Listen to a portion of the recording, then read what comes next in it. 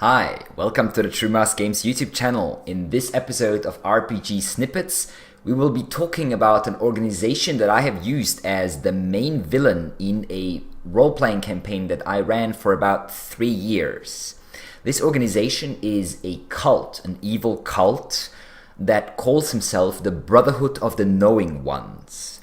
The god that this cult is worshipping, and the god that they know as Char, is Tzeetch, the Changer of Ways. For those of you who are not familiar with the Chaos Gods of Warhammer, Tzeetch is the god of change, the god of magic, the god of manipulation, the god of schemes and secret ambitions. And he encourages his followers to make complicated plans and rise up to high positions of power. And indeed, that was the plan of the Brotherhood of the Knowing Ones. Their plan was to destabilize the region, and then in the chaos that they cause, to get their highest members into positions of power and thus take over the whole area without waging open war or even having to reveal themselves. Our player characters actually worked with and for their leader for nearly the whole campaign from start to finish, without realizing it until the very last moment where the TPK happened. And despite taking him with them to death, I would say the cult won this one in the end. But anyway, let me talk a little bit about the organization of the Brotherhood of the Knowing Ones and what they were focused on, and hopefully that will inspire you to create an organization kind of like them. Every follower of Tzeetch is extremely manipulative and mostly also very paranoid. And the whole organization of the Brotherhood of the Knowing Ones was meant to reflect that. The ordinary members, the rank and file ones, are organized in cells. And these ordinary members, called brothers or sisters, know very little about the grand plan of the Brotherhood. They only know that they are within the organization, they are getting told what they need to do, and they mostly don't even know the identity of their direct superior. What's in it for them? Well, they get benefits. They might get paid, and also a lot of them are religious and they believe that they're doing the right thing. They're following the will of God, Char, right? These ordinary cells usually consist of 9 members, because 9 is the holy number of the god Tzeetch, or Char in that case.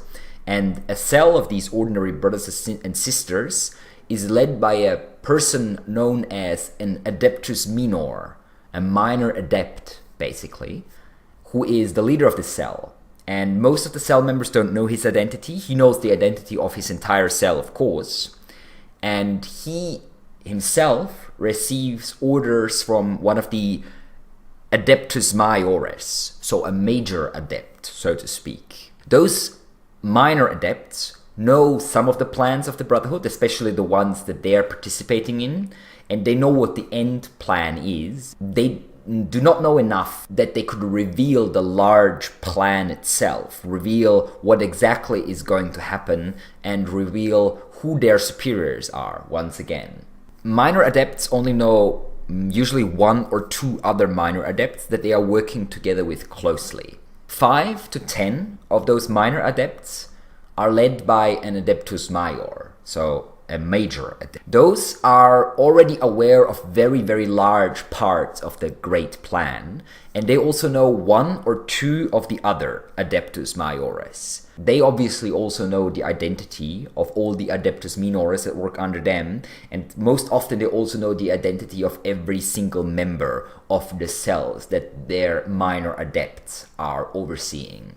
There are 9 of those Adeptus Maiores, and once again, 1 stands above them, and this one, the leader of the cult, the man who has manipulated my player characters for a long time, but yet still could not escape death in the end, is known as the Lector Superior, so the highest teacher. This is of course a title that doesn't really fit. He teaches the others, his own followers, only what they need to know and what he wants them to know. Remember, everyone in the group is quite paranoid, and there is a very strong rivalry within the Brotherhood. They scheme against one another. The normal brothers and sisters at the very bottom scheme against one another. the Adeptus Minoris scheme against one another in the hope of advancing, of course, into the Council of the Nine.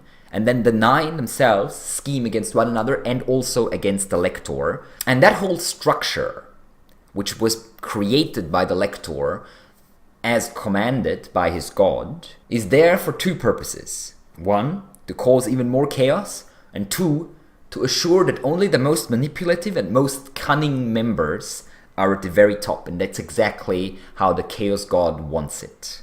This war for power within the Brotherhood often led to quests that my player characters took or didn't take, as they were working maybe for some or the other, and they were actually working against members of the Brotherhood and knowingly working against members of the Brotherhood.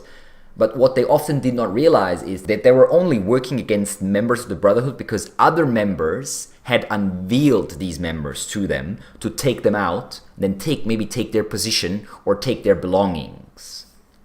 And with that, this whole organization was very confusing for my players to deal with, and they got not as much done as you would expect because they were constantly also infighting, so to speak. But Tzeetch, the changer of ways, the master of magic, the architect of destiny, he does not mind, and he enjoys the chaos. And I did as well. The campaign was a lot of fun, and I hope I could inspire you to create a cult or other organization with such complex social hierarchies and a lot of schemes against one another and also against people outside of the organization. That can lead to a lot of quests and make your campaign a very interesting place, especially if you are a fan of social intrigue, manipulation and such. As always, let me know if you have created a similar organization yourself and whether you enjoy social intrigue and scheme as core parts of a campaign, and if you do, if you have used it before and how did it go.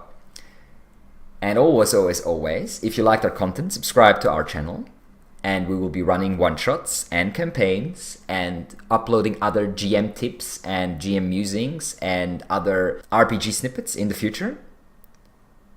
And until we see each other again, good luck with your own games, and bye-bye.